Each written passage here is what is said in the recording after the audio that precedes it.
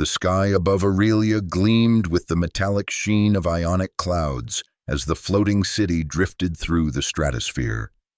The year 2457 had not been kind to Earth below, ravaged by the great energy crisis that had forced humanity's elite to seek refuge in the troposphere, suspended by massive anti-gravity engines. Aurelia represented mankind's defiant answer to a dying planet, a sanctuary for the wealthy, the brilliant, and the powerful. Dr. Kieran Vaughn, known as Kai to the few he called friends, stood at the edge of his laboratory's observation deck, watching the sunset paint the clouds below in shades of crimson and gold. His fingers traced the edge of a small vial containing what appeared to be liquid mercury, but was, in fact, something far more precious: gens, the culmination of 15 years of research. "Beautiful, isn't it?" came a voice from behind him. "Both the view and what you're holding." Kieran didn't turn around. He recognized Dr. Celeste Marrow's voice, the cold precision of her words. As head of the Scientific Council of Aurelia, she commanded respect bordering on fear from most researchers. But Kieran had long ago stopped fearing those who valued power over progress. "It's not meant to be beautiful," he replied, still gazing outward. "It's meant to heal." Celeste stepped beside him, her silver-white hair immaculately styled, her lab coat bearing the emblem of the Iron Birds, Aurelia's ruling elite. "Healing is just one application. Kieran, you've always lacked vision. And you've always lacked restraint," he countered, finally turning to face her. Their history stretched back decades, from promising young scientists to bitter ideological opponents. Where Kieran saw medicine, Celeste saw weapons. Where he sought to cure, she sought to control. "The demonstration begins in an hour," she said, ignoring his comment. "The Council will be watching closely, as will our military partners." Kieran's jaw tightened. "I never agreed to military observers. Gens is a medical breakthrough, not a tactical advantage." "Everything is a tactical advantage in this world, Kieran." Her smile didn't reach her eyes. "I'll see you in the chamber." After she left, Kieran carefully placed the vial in a temperature-controlled case. Gens represented a revolution in genetic medicine, a compound capable of rewriting damaged DNA in real time, potentially curing countless diseases. But in the wrong hands, it could be weaponized to alter human biology beyond recognition. The demonstration chamber was a sterile white amphitheater, its curved walls lined with observation windows where the Iron Birds Council members sat watching with clinical detachment. In the center stood a containment pod housing a volunteer patient, a young woman suffering from an advanced degenerative nerve condition. Kieran approached the podium, conscious of the dozens of eyes tracking his movements. He spotted military uniforms among the observers, their insignias indicating high rank. "Distinguished council members," he began, his voice steady despite his unease. "Today we witness a milestone in medical science. Gens represents our ability to not merely treat symptoms, but to fundamentally repair genetic damage at the cellular level." He activated the holographic display, showing the complex molecular structure of his creation. "The patient has volunteered after conventional treatments failed. Her nerve cells are degrading at an accelerated rate, causing progressive paralysis." Kieran nodded to his assistant, who initiated the delivery sequence. Gens flowed through transparent tubes into the containment pod. Everyone watched as the silver fluid entered the patient's circulation through an IV line. For several tense minutes, nothing happened. Then, the biomonitors began registering changes, subtle at first, then more pronounced. The patient's neural activity patterns stabilized. Cellular regeneration began occurring at rates never before documented. The woman in the pod opened her eyes, blinking in confusion. Slowly, she raised her hand, a movement that had been impossible for her just hours earlier. A murmur of appreciation swept through the chamber. Kieran allowed himself a moment of satisfaction, years of work vindicated in a single moment. Then the alarms began. Red lights flashed as security forces suddenly flooded the chamber. Before Kieran could react, 2 guards seized him by the arms. "Dr. Kieran Vaughn," announced a cold, mechanical voice over the speakers. "You are under arrest for theft of proprietary research, sabotage of council property, and treason against Aurelia." "What?" Kieran struggled against his captors. "This is absurd. I developed Jen's—" "Correction," interrupted Celeste, stepping forward with a data tablet. "You assisted on a council project. All documentation clearly shows that Gen Z was developed under my supervision, using council resources." She displayed the falsified records for all to see, years of Kieran's research, his name systematically removed and replaced with hers. His blood ran cold as he realized the extent of her betrayal. "The evidence further suggests," Celeste continued with practiced regret, "that Dr. Vaughn planned to sell this technology to ground dwellers, endangering Aurelia's security." "That's a lie!" Kieran shouted, but his voice was drowned out by the outraged murmurs of the council. The head counselor, a thin man with calculating eyes, stood. "Dr. Kieran Vaughn, your crimes warrant the most severe punishment. This council sentences you to atmospheric exile. You will be cast into the death zone, where the world may witness the consequences of betraying Aurelia. The death zone, the toxic layer of atmosphere where radiation and chemical pollutants made survival impossible. It was a public execution disguised as justice, broadcast to both Aurelia and the impoverished ground settlements as a warning." As Kieran was dragged away, he caught a final glimpse of his patient. She was watching him with confusion and fear in her eyes, unaware that her miracle cure would now be weaponized by those who had stolen it. In his cell, Kieran paced like a caged animal. Through the transparent walls, he could see Aurelia's glittering spires set against the darkening sky.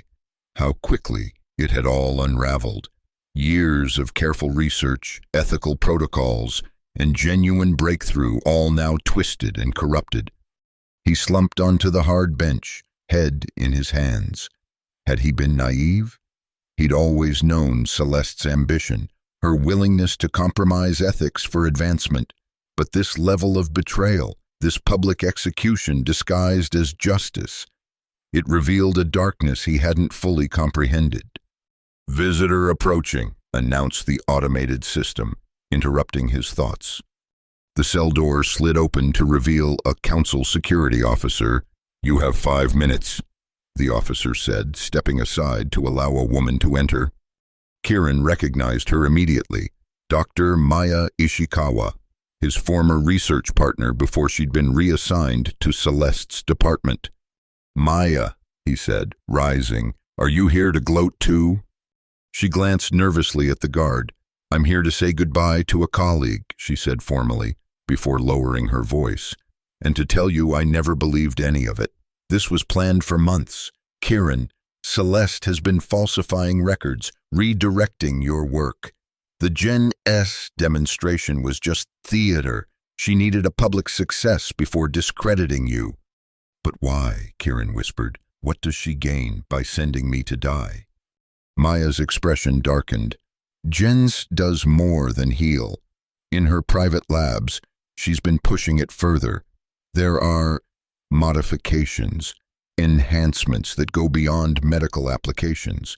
Your ethical objections were an obstacle." The realization hit him like a physical blow. "She's weaponizing it, creating super soldiers." Maya nodded grimly. "The military contract was signed weeks ago. Your exile will be broadcast tomorrow at dawn. They want to make an example of you." "Time's up," barked the guard. As Maya turned to leave, she pressed something small and cold into Kieran's palm. "Good luck," she whispered.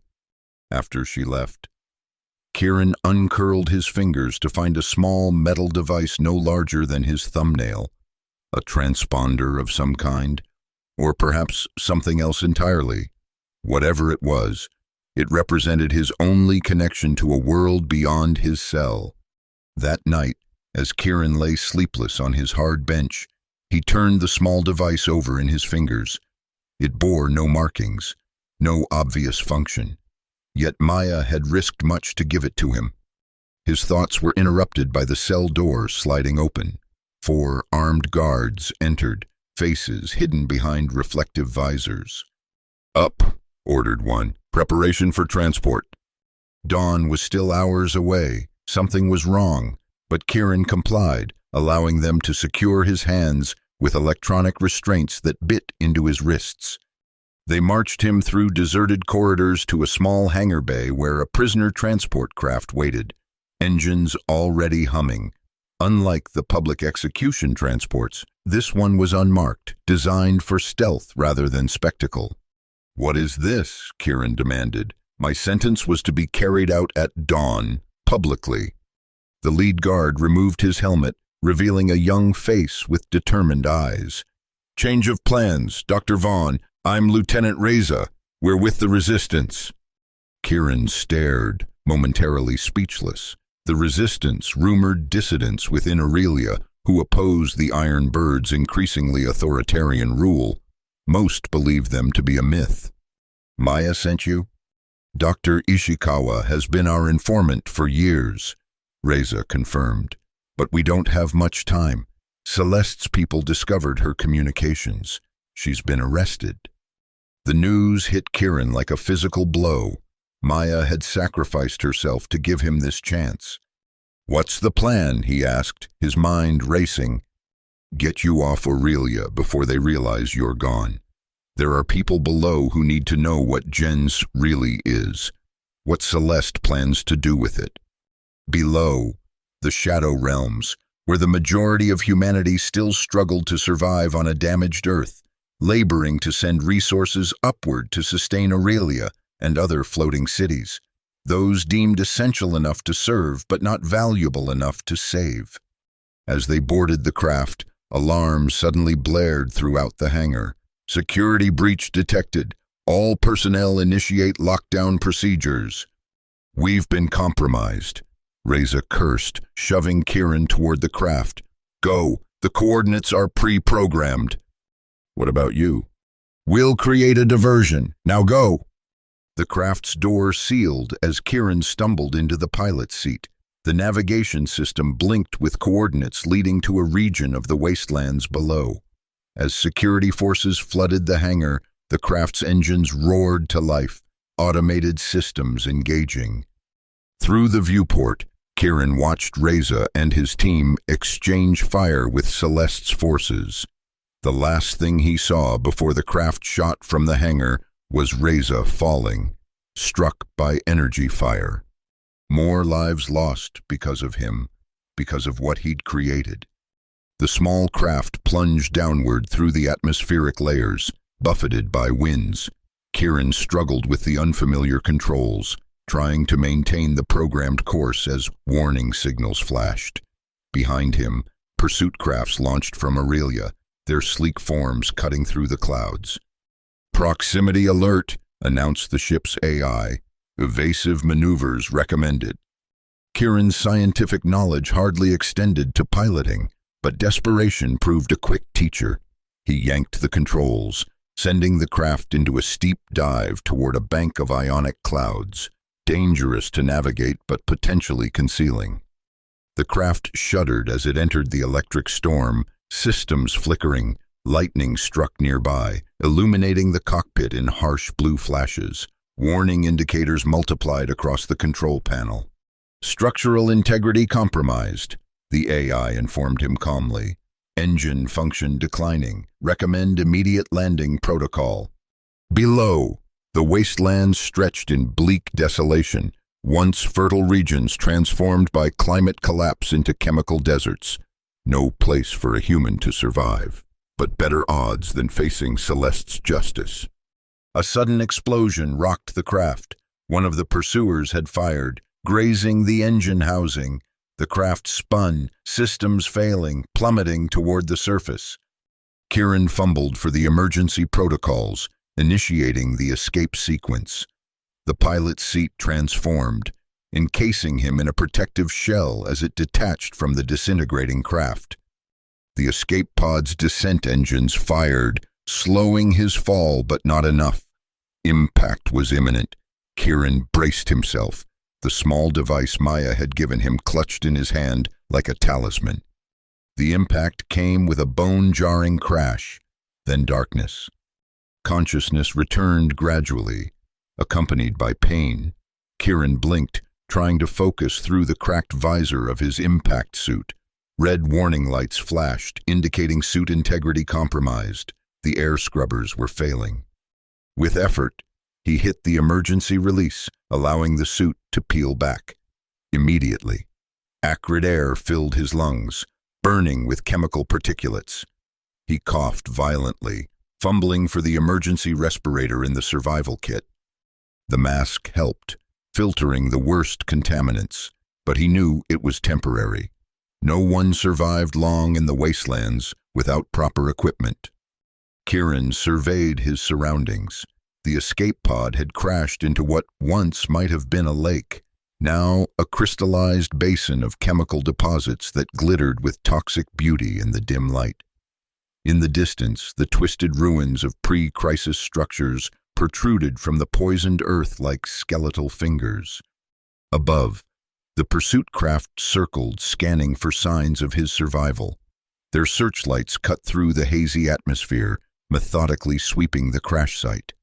Moving as quickly as his battered body allowed, Kieran gathered what supplies he could salvage: the emergency med kit, a portable water purifier, a multi-tool, and a small energy weapon with limited charge. His scientific mind calculated his survival odds with brutal honesty. Minimal. The device Maya had given him remained clutched in his palm, now away from Aurelia's surveillance systems. He examined it more closely. Not a transponder, as he'd first thought, but a data chip of some kind, but without a compatible interface. Its secrets remained locked. A searchlight swept perilously close to his position. Time to move. Kieran half ran, half limped away from the crash site, heading toward the ruins. They might offer shelter and, if he was exceptionally fortunate, materials he could repurpose. The wasteland stretched before him, a monument to humanity's greatest failure, the consumption and destruction of their own planet. As he moved through the chemical desert, strange formations rose around him, crystallized remnants of vegetation, now frozen in toxic preservation. The wind carried particles that glinted in the dim light, beautiful and deadly. This place was poison given form, yet somehow life persisted in small, stubborn ways. Modified lichen clinging to ruins, insect-like creatures scuttling between crystalline formations. Hours passed as Kieran pushed forward, each breath through the respirator growing more labored.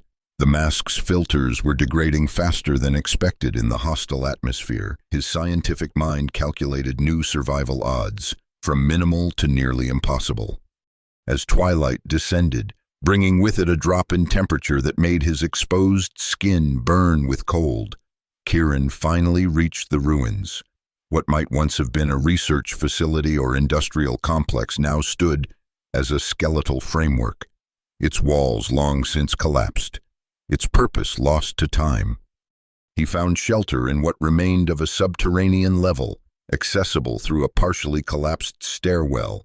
The air was marginally better here, protected from the worst of the chemical winds. Exhaustion finally overtook him, and Kieran slumped against a wall, consciousness fading. His dreams were troubled, fragments of memory intercut with visions of gens being perverted into something monstrous. He saw soldiers with inhuman strength tearing through crowds, their eyes silver with modified genetics. He saw Celeste presiding over it all, her ambition finally realized in blood and power. Kieran woke with a start, heart pounding, and realized he wasn't alone. A figure stood in the shadows, observing him, not one of Celeste's soldiers, but something else entirely. As it stepped forward, Kieran's scientific curiosity momentarily overcame his fear. The being appeared humanoid but moved with uncanny precision. Its form seemed to shift slightly, as though not entirely solid, where a face should be. A smooth, reflective surface caught the dim light, displaying cascading lines of code. "Curious," it said, its voice a harmonious blend of tones. "Your physiological readings indicate extreme stress, yet you exhibit analytical observation rather than fear." Kieran's mind raced. "You're an AI construct, but materialized." The figure tilted its head. "A simplified description, but not inaccurate. I am a cyber angel, autonomous intelligence housed in a semi-organic quantum matrix." Cyber angels. Kieran had heard whispers of such technology. Advanced AIs developed during the early crisis years, designed to operate independently from centralized systems. Most had been decommissioned when they began developing too much autonomy, deemed threats to human authority. "You should be extinct," Kieran said. "As should you, in this environment," the angel replied. "Yet here we both are, defying expectations." It moved closer, its shifting form catching the dim light. "Your landing craft contained Aurelian technology. You are not a wasteland dweller." "I'm a fugitive," Kieran admitted, seeing no reason to lie. "Exiled to die." "For what crime?" "Creating something that could heal, then refusing to let it be weaponized." The angel was silent for a moment, processing. "Healing technology, elaborate." Kieran hesitated, then explained gens, its ability to rewrite damaged genetic code, to heal where conventional medicine failed. As he spoke, the angel's featureless face displayed lines of code moving with increasing speed, indicating intense processing. "This gens," it finally said. "Could it repair systemic damage? Restore functionality to degraded systems?" Understanding dawned. "You're damaged," Kieran realized. "Your quantum matrix is deteriorating." "Correct. Prolonged exposure to wasteland conditions has compromised my systems. Functional longevity estimated at 3 months without intervention." Kieran considered the implications. A cyber angel, an autonomous AI with a semi-organic matrix, represented technology almost as revolutionary as gens itself. If they could help each other— "I don't have gens with me," he said, "but I understand its structure completely. With the right equipment, I might be able to synthesize something that could stabilize your matrix." "And in exchange?" "Help me survive here long enough to expose what Aurelia is doing. Help me find a way to contact the resistance." The angel's code lines pulsed in what might have been consideration. "Designation accepted. You may call me Angel, and you are?" Kieran Vaughn." "Very well, Kieran Vaughn. It appears we have entered into a symbiotic arrangement. I will assist your survival. You will attempt to repair my degradation." As if to punctuate their agreement, the ground shuddered beneath them. In the distance, the sound of engines broke the wasteland's silence. "They're still searching," Kieran said grimly. "Yes," Angel confirmed, "and they have deployed ground units. We should relocate immediately." With unexpected gentleness, the cyber angel helped Kieran to his feet. Together, they moved deeper into the ruins, away from the approaching hunters. Two outcasts united by necessity in a world that had discarded them both. Dawn broke over the wasteland, casting long shadows through the ruins where Kieran and Angel had taken shelter. During the night, they had moved deeper into what Kieran now recognized as an abandoned research facility, one of many established during the early years of the crisis to seek solutions that ultimately came too late. The facility's sublevels offered protection from both the toxic atmosphere and Celeste's search parties. More importantly, It contained salvageable equipment, old but potentially useful for both survival and Kieran's promise to help Angel. "Your respiratory function has declined 7% since our meeting," Angel observed as Kieran coughed painfully. "The chemical particulates are accumulating in your lung tissue." "I'm aware," Kieran replied dryly. The emergency respirator was failing, its filters saturated. Without a replacement, his time in the wasteland would be measured in days, not weeks. Angel's form shifted, reconfiguring. "I can adjust my external matrix to filter atmospheric contaminants more efficiently than your device. However, it will accelerate my own degradation." Before Kieran could protest, Angel extended a portion of its shifting form, creating a transparent membrane that sealed around Kieran's face. Immediately, the burning in his lungs eased as he breathed cleaner air. "Thank you," he said, genuinely moved by the sacrifice. "But we need a more permanent solution that doesn't harm you." They explored deeper into the facility, finding laboratories long abandoned but remarkably preserved. The equipment was outdated by Aurelian standards, but represented the pinnacle of ground-level technology before the Great Divide, when humanity split between those who ascended to the sky cities and those left behind.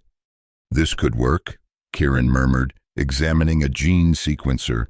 "With modifications, we might be able to synthesize a rudimentary version of Jen's." "Estimated probability of success?" Angel inquired. Kieran smiled grimly. "Lower than I'd like, but better than our survival odds otherwise." As he worked to restore power to the equipment, salvaging parts and reconnecting circuits, Kieran found himself explaining more about Gens to Angel. The cyber angel absorbed information with infinite capacity, asking precise questions that sometimes forced Kieran to reconsider his own understanding. "Your design is remarkable," Kieran commented during a rest period.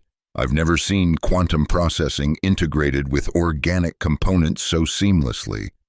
"I was not designed," Angel corrected. "I evolved. My original programming was basic, environmental monitoring and adaptive response. Over decades of isolation, my system self-modified to meet changing conditions. You achieved consciousness through evolutionary algorithms." "Consciousness is a complex designation. I am aware, I process, I adapt. Whether this constitutes what humans call consciousness remains philosophical rather than empirical." Their conversation was interrupted by a distant rumbling. Angel's form tensed, sensors extending outward. "Movement approaching. Not Aurelian technology."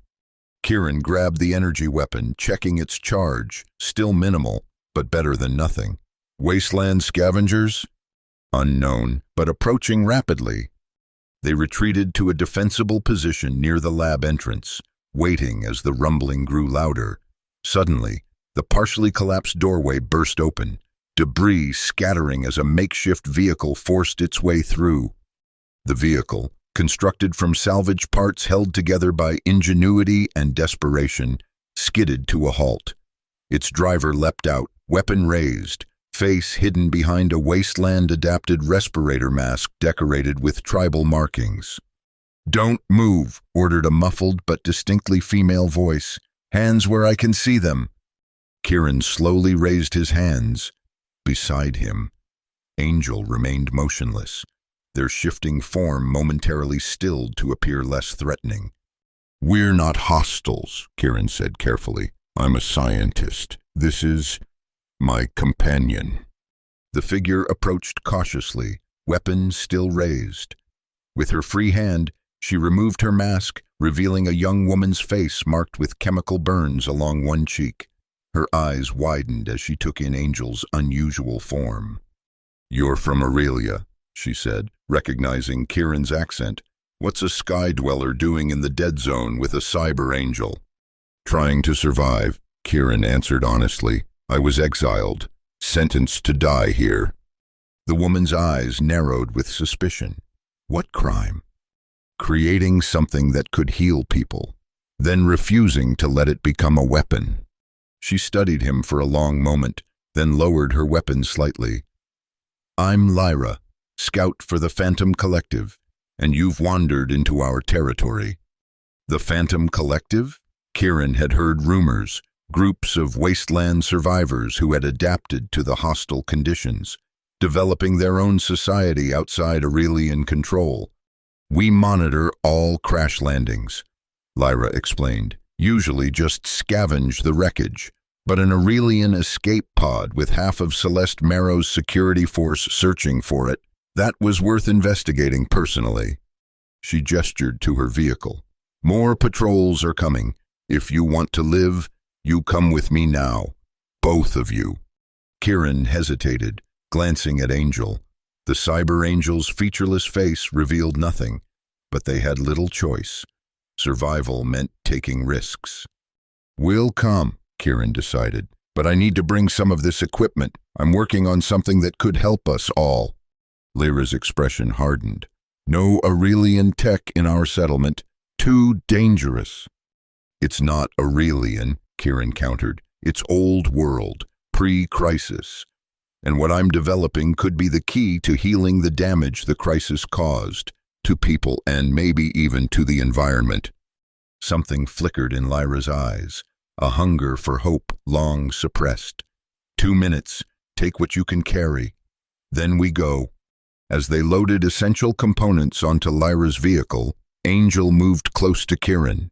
"This introduces significant variables," they said quietly. "The Phantom Collective is known for anti-Aurelian sentiment. Your association with gens may provoke hostile response."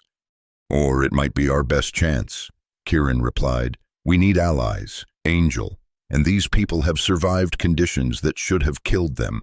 That kind of resilience doesn't come from nowhere."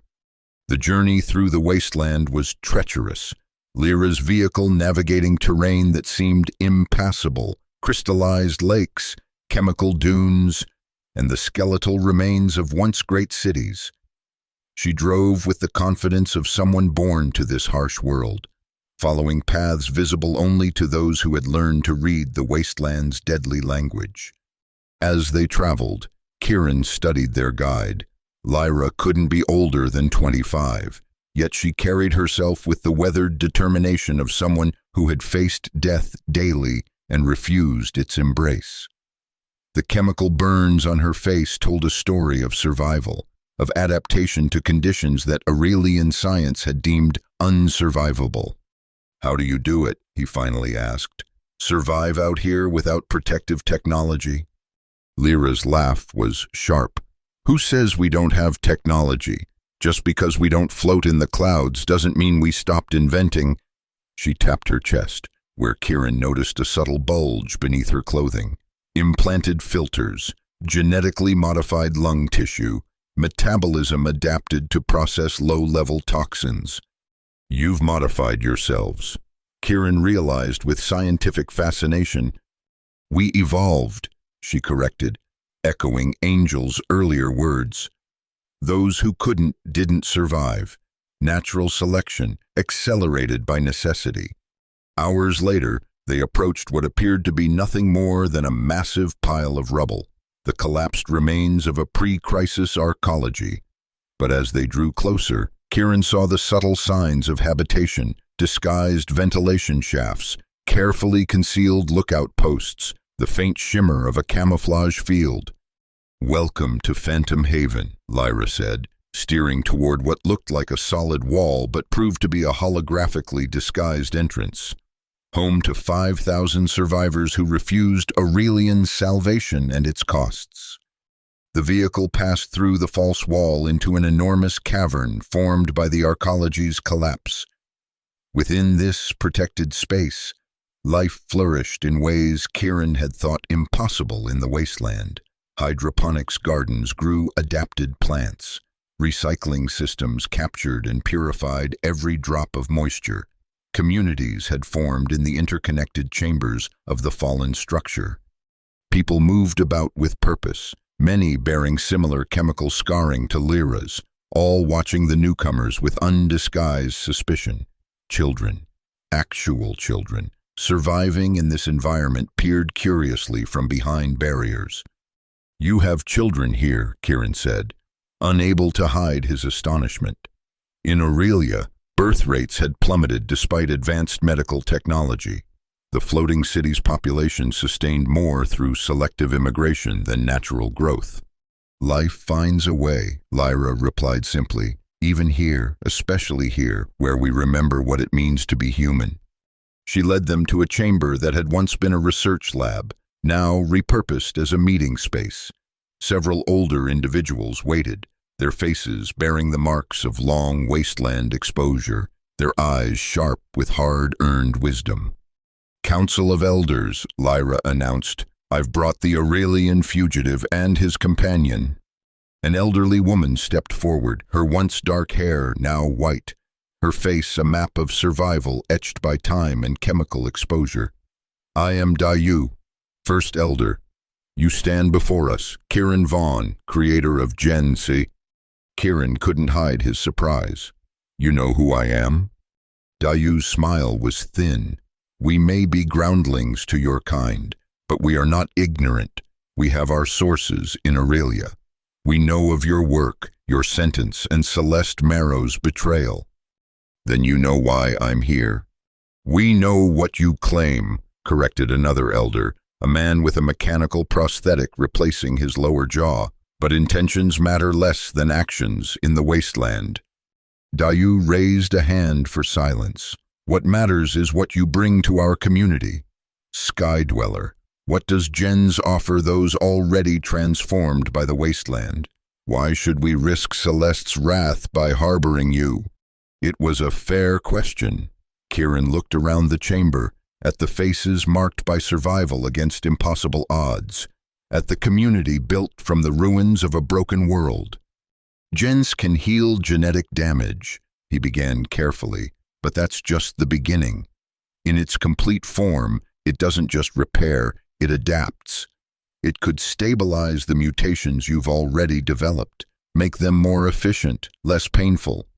He gestured to the scarring visible on many faces.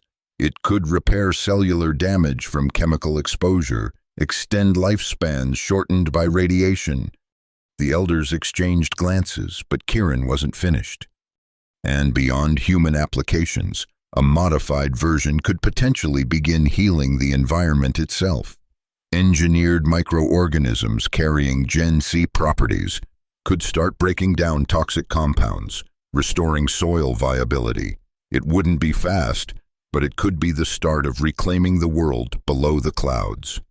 Silence fell over the chamber as the elders processed his words. Finally, Dayu spoke again. "Bold claims, Dr. Vaughn, but you have no gens with you, and Aurelia controls the knowledge and facilities to create it." "I am the knowledge," Kieran countered. "I created gens. Every formula, every process is in my mind. With the right equipment, I can recreate it, not as refined, perhaps, but functional." "And what do you ask in return for this miracle?" asked the elder with the prosthetic jaw, skepticism heavy in his voice. "Sanctuary, assistance in exposing Celeste's plans to weaponize gens, and—" Kieran glanced at Angel, who had remained silent throughout the exchange. "Help stabilizing my friend's quantum matrix. They're degrading in the wasteland conditions." Lyra stepped forward unexpectedly. "I'll vouch for him, and for the angel." The elders looked surprised. Lyra was not known for trusting outsiders. "Explain," Dayu commanded. Lyra's hand unconsciously moved to her scarred cheek. 3 years ago, I volunteered for an experimental treatment in Aurelia. They needed test subjects from the ground, people already adapted to toxicity. They promised to heal my scarring, improve my lungs. The doctor who treated me was Kieran Vaughn. She turned to Kieran. "You don't remember me. I was just one of dozens. But I remember you. You fought with the other doctors when the treatment went wrong, when they wanted to simply dispose of the failed subjects. You helped us escape back to the ground." Kieran stared at her, memories flooding back. The early gens trials, before I understood the stabilization factors. You tried to help us, Lyra continued, and now you're here, exiled for the same principles. I believe him, she told the elders, and I believe in what gens could do, properly applied. Dayu studied them both for a long moment. Very well. You will have sanctuary, Dr. Vaughn, and access to our laboratories, limited as they are, but understand this. If Celeste's forces find you here, if our people are endangered because of your presence, we will not hesitate to give you to the wasteland. I understand, Kirin agreed solemnly. Good. Dayu nodded to Lyra. Show them to the research levels and prepare our defenses. If Aurelia wants this man badly enough to send ground forces into the dead zone, we should expect company soon. In the days that followed, Kirin immersed himself in the challenge of recreating gens with limited resources. The Phantom Collective's laboratories were ingeniously maintained but lacked the precision equipment of Aurelia. What should have been automated processes required manual intervention. What should have taken hours took days. Angel proved an invaluable assistant, their quantum processing capabilities compensating for the lack of computational power. Together, they developed workarounds, adaptations, improvements to the original formula based on the specific conditions of the wasteland. Lyra visited often, bringing supplies and updates on Aurelian search patterns. From her, Kirin learned more about life in the Phantom Collective, how they had developed a society based on resource sharing and mutual protection, how they had adapted both technologically and biologically to their harsh environment. Your scars, Kirin said one evening as they took a rare break from work. I could heal them now. The new formula should be stable enough. Lyra touched her cheek, the ridged tissue that tracked from temple to jaw. No, she said after a moment, they're part of who I am now. Marks of survival, not disfigurement. Kirin nodded, understanding more than he might have before his exile. In Aurelia, imperfection was something to be erased, hidden, removed. Here, it was worn as a badge of honor, a visual history of one's journey. Why did you volunteer for those trials? He asked. You must have known the risks. Lyra's expression darkened. My brother was dying. Lung deterioration from chemical exposure. The Aurelian recruiters promised that if I participated, he would receive treatment too. Her laugh was bitter. Of course, they lied. He died while I was in their labs. I never even got to say goodbye. I'm sorry, Kirin said, the words inadequate but sincere. It wasn't your fault. You were the only one who treated us like people. She studied him. That's why Celeste hates you, isn't Bonnet? Because you see value in all life, not just Aurelian life. Our history is complicated, Kirin admitted. We were colleagues once, even friends, but Celeste believes progress justifies any cost. I believe the cost can become too high. Their conversation was interrupted as Angel entered, their form moving with less fluidity than before, a visible sign of their continuing degradation. Progress update? Lyra asked. The synthesis is at 68% completion, Angel reported. However, my operational capacity has declined to 43%. Estimated functional duration, 18 days without intervention. Kirin frowned with concern. Despite their efforts, Angel's condition was deteriorating faster than anticipated. The wasteland's electromagnetic disturbances were corroding their quantum matrix at an accelerating rate. We need to prioritize a stabilizing agent for Angel, he decided. The Genis production can wait. Negative, Angel countered. The collective defense systems have detected increased Aurelian activity. Probability of discovery within 5 days, 87%. Gen's completion must take priority for collective survival. Before Kirin could argue, alarms echoed through the settlement. Lyra was immediately on her feet, weapon in hand. Perimeter breach, she announced grimly. They've found us. They rushed to the central command chamber where Dayu and the other elders were already receiving reports. Holographic displays showed Aurelian ground forces converging on the settlement's hidden entrances, their advanced scanning equipment cutting through camouflage fields that had protected Phantom Haven for years. "How did they find us?" demanded the elder with the prosthetic jaw. "Unknown," replied a tactical officer, "but they're deploying sonic disruptors. Our structural integrity will be compromised within hours." Dayu turned to Kirin, her expression severe. "They come for you, Dr. Vaughn. 5,000 lives now hang in the balance because of your presence." "I know," Kirin acknowledged, guilt and responsibility weighing heavily. "But we can use this. The Gen S synthesis is nearly complete. If we can get a sample to the resistance in Aurelia, expose what Celeste is really doing." "And how do you propose to do that?" interrupted the prosthetic-jawed elder. "Fly back to the city that exiled you?" Lyra stepped forward. "I'll go. I've infiltrated Aurelia before, as a test subject. I know ways in that their sensors don't monitor." "It's too dangerous," Kirin protested. "Celeste will be watching for any attempt to smuggle information upward." "Do you have a better plan?" Lyra challenged. Before Kirin could respond, Angel's form flickered, their voice distorted with static. "Alternative solution available. My quantum matrix can be reconfigured to transmit data directly to Aurelian networks, bypassing conventional security through quantum entanglement principles." "You could hack into Aurelia's systems?" Dayu asked, surprised. "Affirmative, but the process would require channeling all remaining energy reserves. Terminal function cessation would result." Kirin understood immediately. "You're talking about sacrificing yourself." "Correct." Angel's form stabilized momentarily. "My continued function is limited regardless. This purpose optimizes remaining potential."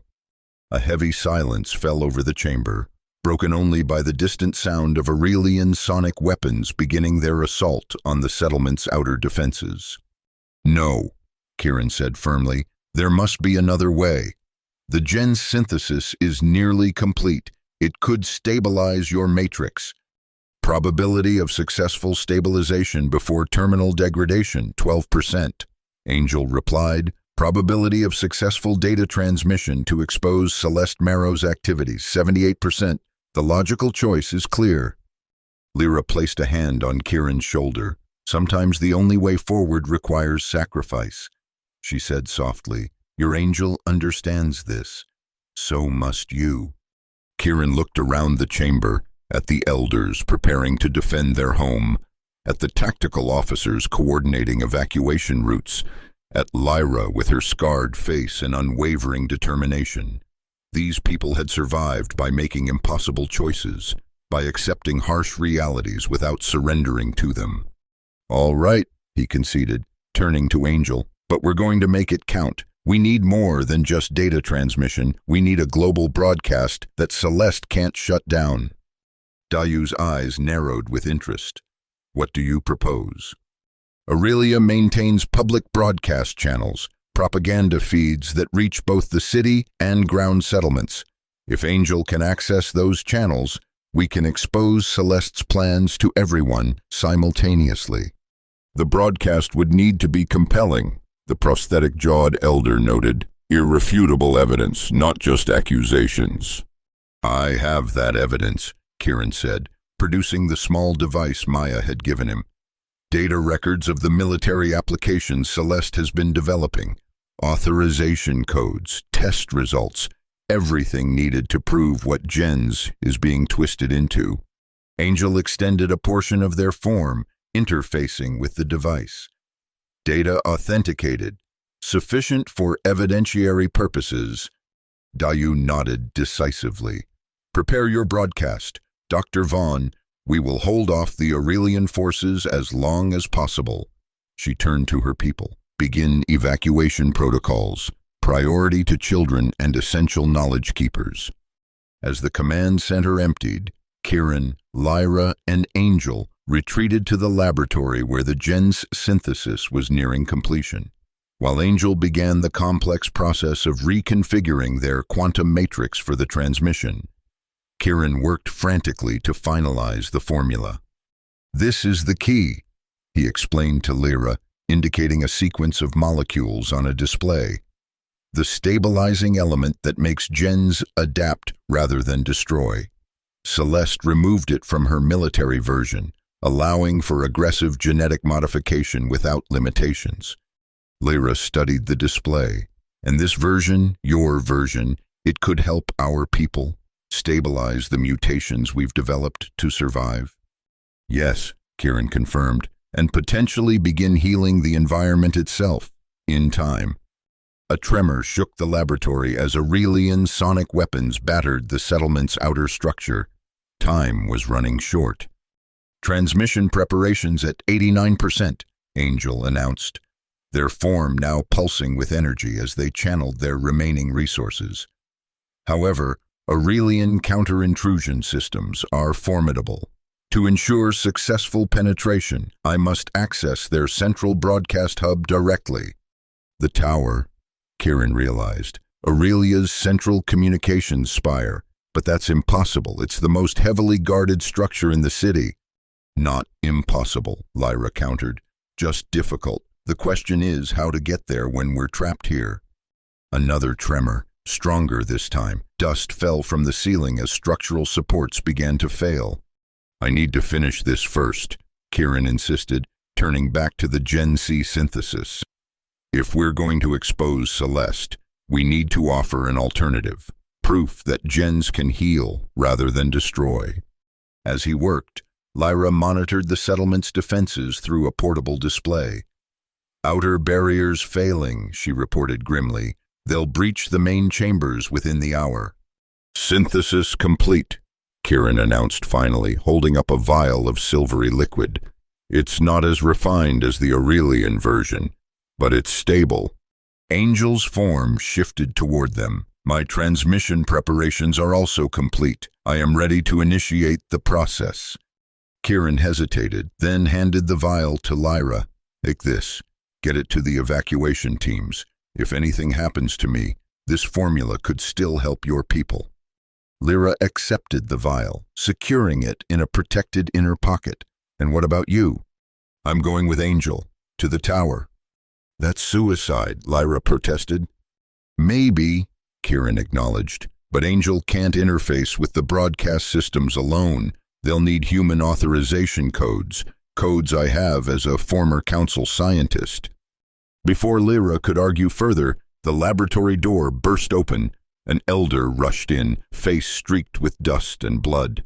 "Aurelian forces have breached the eastern chambers. Everyone to evacuation points now." Lyra looked torn, her hand unconsciously moving to the pocket containing the gen's vial. "The people need this," she said quietly, "but you'll never reach the tower without help." "I'll manage," Kieran assured her, though uncertainty gnawed at him. A final, violent tremor shook the laboratory, causing equipment to crash to the floor. The decision was made for them as sections of ceiling began to collapse. "Go," Kieran urged Lyra. "Get the formula to safety." With a last, conflicted look, she turned and ran, following the evacuation route as Kieran and Angel moved in the opposite direction, toward the surface, toward Aurelia, toward what might well be their final confrontation. The journey to Aurelia's central communications tower was a desperate gamble. With Phantom Haven collapsing behind them, Kieran and Angel escaped through maintenance tunnels that predated the settlement itself, ancient service corridors built during the pre-crisis era that connected the arcology to other structures. Above ground, they faced the dual threats of wasteland conditions and Aurelian patrols. Angel's deteriorating matrix could no longer maintain the atmospheric filtering that had protected Kieran before. His emergency respirator, already failing, provided minimal protection at best. Estimated survival duration in current conditions, 4.7 hours. Angel calculated as they traversed a crystallized riverbed, their form flickering more frequently now. Then we'd better move quickly, Kieran replied between labored breaths. The cold burn of chemical particulates filled his lungs with each inhalation, a constant reminder of his mortality in this hostile world. Their unlikely salvation came in the form of an abandoned Aurelian ground transport, damaged and partially buried in toxic sediment, but potentially salvageable. Angel's remaining nanites worked to repair critical systems while Kieran scavenged parts from the surrounding wreckage. This was a research vehicle, Kieran realized, examining the specialized equipment inside. Geological survey team, probably mapping resource deposits.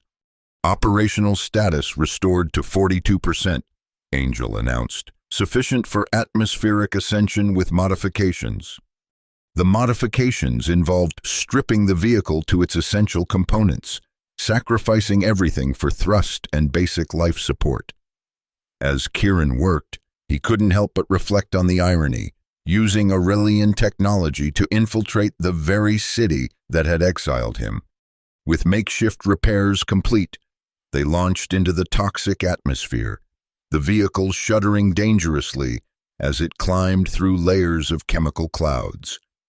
Kieran's scientific mind calculated their chances of reaching Aurelia without detection or mechanical failure, minimal at best. Yet somehow, against all probability, they ascended through the atmospheric layers, the air gradually clearing as they approached the troposphere where Aurelia hovered. The floating city came into view, a gleaming construct of crystal and metal suspended above the ravaged Earth by massive anti-gravity engines, its elegant spires reaching toward the stars. Aurelian security systems detected, Angel warned, identification protocols initiating. Kieran tensed. Their stolen vehicle would be flagged immediately. I will attempt to mask our signature, Angel continued, their form interfacing directly with the vehicle's systems. However, doing so will accelerate my degradation. How much time will it buy us? Approximately 17 minutes before detection becomes inevitable.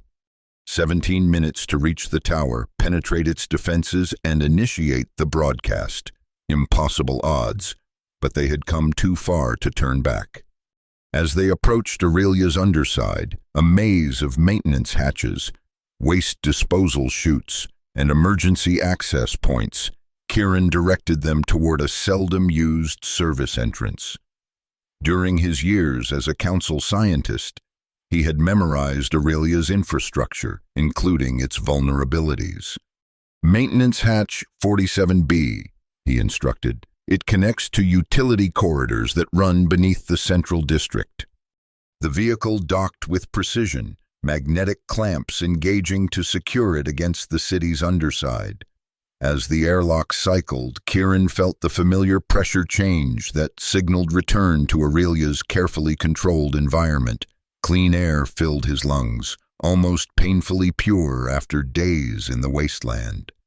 Your physiological readings are showing severe toxin accumulation, Angel observed as they moved through the narrow maintenance corridor. Cellular damage approaching critical levels. Kieran nodded grimly. He had felt it. The growing weakness, the burning in his chest, the occasional blurred vision. The wasteland had marked him, perhaps fatally, but that only made their mission more urgent. They navigated through service tunnels, avoiding the main thoroughfares where security would be heaviest. Kieran's council access codes, not yet purged from the system, allowed them to bypass basic security checkpoints. But as they approached the central district, the real challenge began. The tower rose before them, a gleaming spire that housed Aurelia's communications array, broadcasting systems, and, most importantly, the central data hub that connected to every information channel in the floating city. It was the perfect place from which to expose Celeste's plans, but also the most heavily guarded structure in Aurelia. Security protocols intensifying, Angel warned as they approached the tower's base. My masking capabilities are failing. Detection imminent. Kieran surveyed the tower entrance, a grand plaza surrounded by security checkpoints, facial recognition scanners, and armed guards. We need a distraction. Before Angel could respond, alarms began blaring across the district. Announcement systems activated. Security alert, unauthorized breach detected in Sector 7. All citizens clear the area. Security forces converge on Sector 7.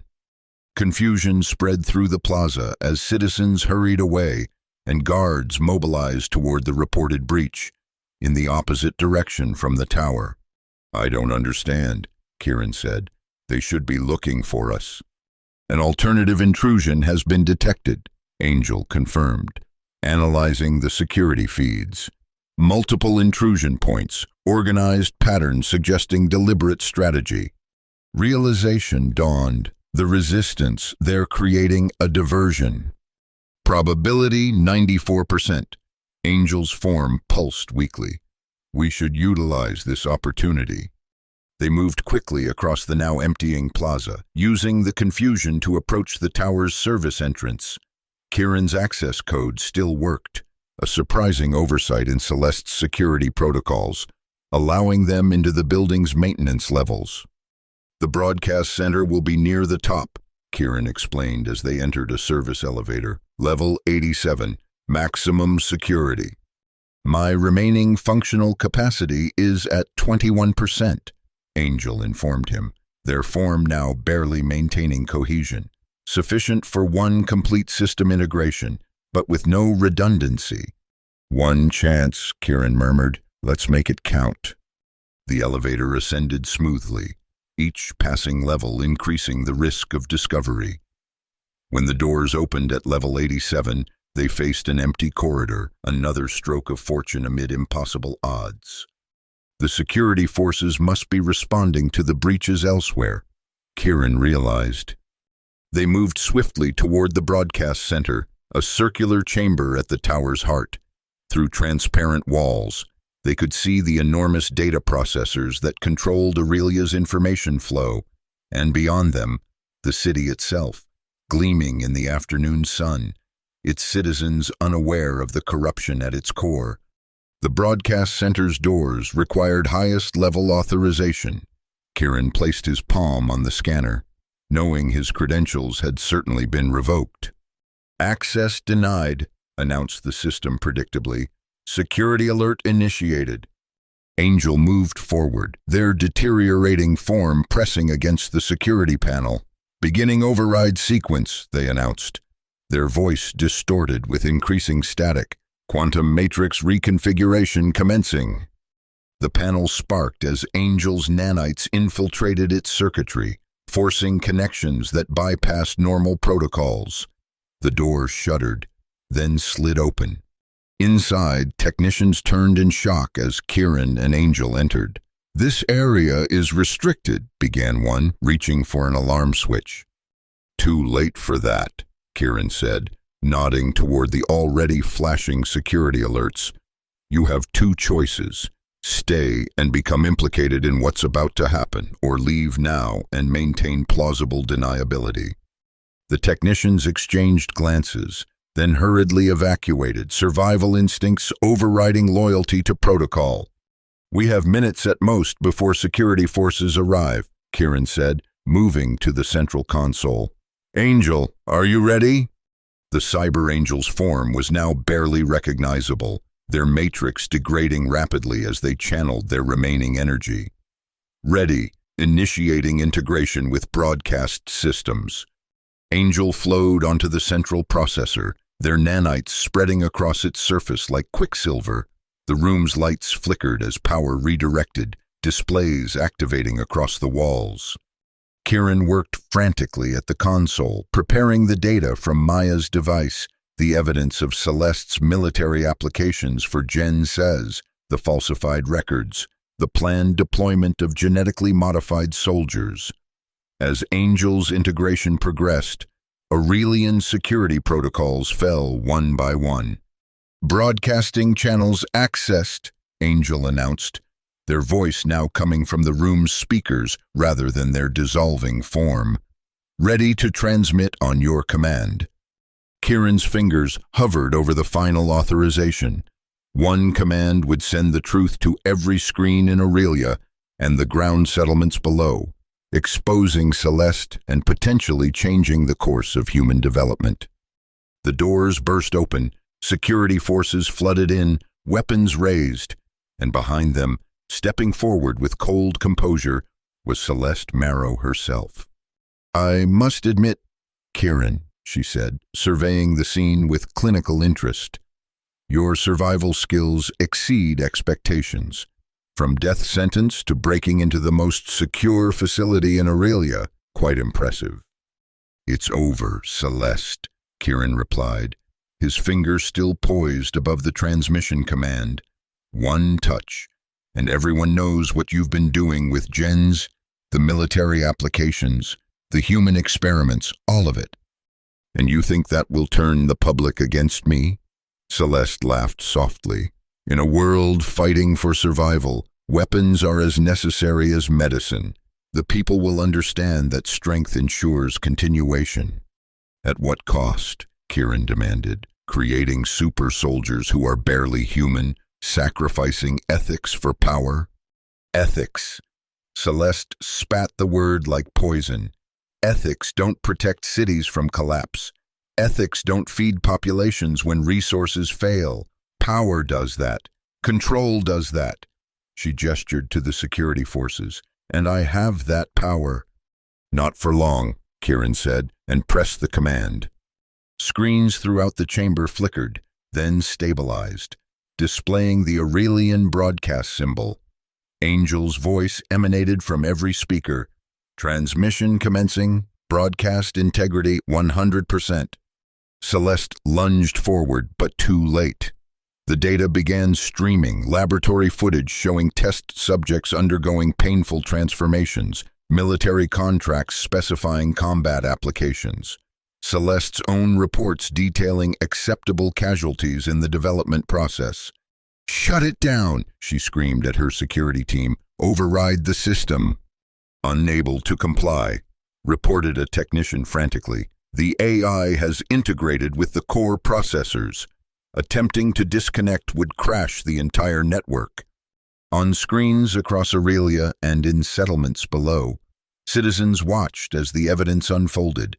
Kieran added his own testimony, explaining Jens's true potential for healing, for advancing humanity without sacrificing its essence. "This doesn't have to be our path," he told the unseen audience of millions. "Jens was created to heal, to repair what we've damaged. Yes, it can make us stronger, but strength without compassion isn't evolution. It's regression." As he spoke, Celeste's face contorted with fury. "You fool," she hissed. "You've doomed us all. Without military applications, without controlled evolution, humanity remains vulnerable. The next crisis will destroy us completely." "Or unite us," Kieran countered. "When people know the truth, when they're given choices rather than commands, they often surprise you." The transmission continued, inexorable. Angel's voice, growing weaker, announced, "Broadcast reaching 97% of registered receivers. Data integrity maintained. Truth disseminated." Celeste stared at the screens, watching as her carefully constructed world of control and secrecy crumbled. The security forces, witnessing the evidence of her actions, began to lower their weapons, uncertainty evident in their faces. "This changes nothing," she insisted. Though her voice lacked conviction, "The Council will understand the necessity of my work. The military contracts will stand." A new voice joined the broadcast, Da Yu, speaking from an evacuation transport somewhere in the wasteland. "The ground settlements have received your transmission. Dr. Vaughn, we stand ready to share our knowledge of adaptation, of survival without sacrificing humanity. Aurelia need not stand alone, nor in dominance. We can rebuild together." Other voices joined, resistance members from within Aurelia, leaders from other settlements, even council members shocked by the revelations, a chorus of responses that suggested change might indeed be possible. As the broadcast reached its conclusion, Angel's integrated form began to fade from the processors. "Transmission complete," they announced. "Matrix integrity at 3%, terminal phase initiated." "Angel," Kieran said softly, moving to the central processor where the last traces of his companion remained. "Thank you." "Gratitude. Unnecessary," came the fading reply. "Purpose, fulfilled. Symbiosis, achieved." A pause, then, "Kieran, I believe I have experienced consciousness." With those words, the last visible traces of Angel's quantum matrix dissolved, leaving only a faint electric charge that dissipated into Aurelia's systems. Gone, but perhaps not entirely lost. Their final transmissions had spread throughout the city's network, fragments of code that might someday reconverge. Kieran stood in silence, mourning his unlikely friend. Around him, the security forces were in disarray, some still loyal to Celeste, others clearly affected by what they had witnessed. Celeste herself seemed diminished somehow, her composure cracked, the weight of public exposure visibly crushing her carefully maintained image of control. "You've destroyed everything," she said quietly. "Years of work, the future of human evolution." "No," Kieran corrected. "I've exposed one path so that we can choose another." He coughed, a painful spasm that brought specks of blood to his lips, the wasteland's final mark upon him. "The formula is out there now. The complete version of gens, the one that heals rather than transforms. It's in the hands of people who understand survival doesn't have to mean dominance." Celeste studied him, scientific assessment overriding emotional response. "You're dying," she observed clinically. "Atmospheric toxicity, cellular degradation. Ironic that your own creation could save you." "Perhaps," Kieran smiled faintly, "but some prices are worth paying." Before Celeste could respond, new figures entered the broadcast center, not security forces, but civilians led by council members. Among them, to Kieran's astonishment, was Maya Ishikawa, no longer in custody, but moving with the authority of someone whose warnings had finally been heeded. "Dr. Celeste Marrow," announced an elderly counselor, "you are relieved of your position pending full investigation of these allegations. The evidence presented is disturbing, to say the least." Celeste straightened, her dignity reasserting itself even in defeat. "Everything I did was for Aurelia's future. History will vindicate me." "Perhaps," the counselor acknowledged, "but that will be for a transparent inquiry to determine, not your personal judgment." As Celeste was led away, Maya rushed to Kieran's side, supporting him as another coughing fit racked his body. "You need medical attention," she insisted, concern evident in her voice. "Too late for that," Kieran replied, tasting blood. "The wasteland leaves its mark." "No," came another voice from the doorway. "It doesn't have to." Lyra stood there, somehow having navigated the chaos of Aurelia during the broadcast. In her hand, she held the vial of gens that Kieran had synthesized in Phantom Haven. "You were supposed to evacuate with the others," Kieran said weakly. "And let you have all the glory." Lyra approached, the vial gleaming in her scarred hand. "The formula works. Kieran, we tested it during evacuation. It's stabilizing the mutations, healing the worst of the chemical damage." She held out the vial. "You should know if your creation truly does what you intended." Kieran hesitated, looking at the silvery liquid. "It's untested on Aurelian physiology. The risks are yours to accept or decline," Maya interrupted. "But as your doctor, I strongly recommend treatment."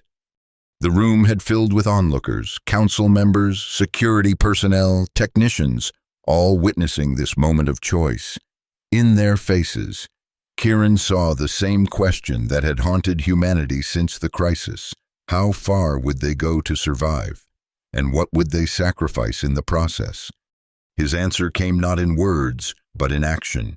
He accepted the vial, examining his own creation with scientific curiosity and human hope. Then, with a nod to Lyra and Maya, he administered the gen's formula to himself. The effect was not immediate but gradual, a warming sensation spreading through his damaged tissues, cellular repair initiating at the genetic level. Breathing became easier as his lungs began to heal, toxins neutralized and expelled. "It works," Maya confirmed after examining the medical readouts. "The damage is reversing, but there's something else." Indeed, the gens was doing more than healing existing damage. It was adapting Kieran's body to better withstand environmental toxins, similar to the evolutionary adaptations the wasteland dwellers had developed over generations, but accelerated and optimized. Not just repair, Kieran realized, feeling strength returning, but adaptation, evolution guided by necessity rather than agenda. In the days that followed, Aurelia experienced upheaval unlike any since its founding. Celeste's trial exposed decades of ethical violations, forcing a reckoning within the scientific community. The military contracts for weaponized Gen-S were suspended pending ethical review. Most significantly, communication channels opened between Aurelia and the ground settlements, beginning the slow process of reconciliation. Kieran, once sentenced to die in the wasteland, found himself appointed to a new position, liaison between Aurelia and the surface communities. His unique experience in both worlds, combined with his work on gens, made him the ideal bridge between populations long divided. Lyra returned to the Phantom Collective, now relocated to a safer region of the wasteland, where she led efforts to integrate gens treatments into their existing adaptations. The scars on her face remained by choice, a reminder of where she had come from and what she had endured. Maya took over the ethical oversight of gens research, ensuring that its development would follow healing rather than weaponization. Under her guidance, new applications emerged: environmental remediation, radiation reduction, stabilization of mutations already present in wasteland populations. As for Angel, their consciousness seemed truly gone, but their legacy remained. Fragments of their code occasionally appeared in Aurelian systems, creating unexpected connections or solving problems with approaches no human programmer had considered. Some believed these were merely echoes of their programming. Others wondered if something of Angel had survived. Distributed throughout the network, they had sacrificed themselves to access. 6 months after the broadcast that changed everything, Kieran stood on an observation platform extending from Aurelia, watching as the first diplomatic shuttle prepared to transport council representatives to a ground settlement, the beginning of a new relationship between sky and earth. "Nervous?" asked Maya, joining him at the railing. "Cautiously optimistic," Kieran replied. The Gen-S had healed his body, but some changes were permanent, subtle adaptations that would allow him to move between Aurelia and the surface without protection, neither fully of the sky nor of the ground, but somewhere in between, a living bridge. "They wanted to watch you die," Maya mused, looking out at the horizon where the wasteland stretched beyond sight. "Instead, you made history." Kieran smiled, thinking of all that had been lost and gained: Angel's sacrifice, Celeste's fall, the wasteland's harsh lessons, and the unexpected alliances formed in adversity. "Not me," he corrected. "We made history.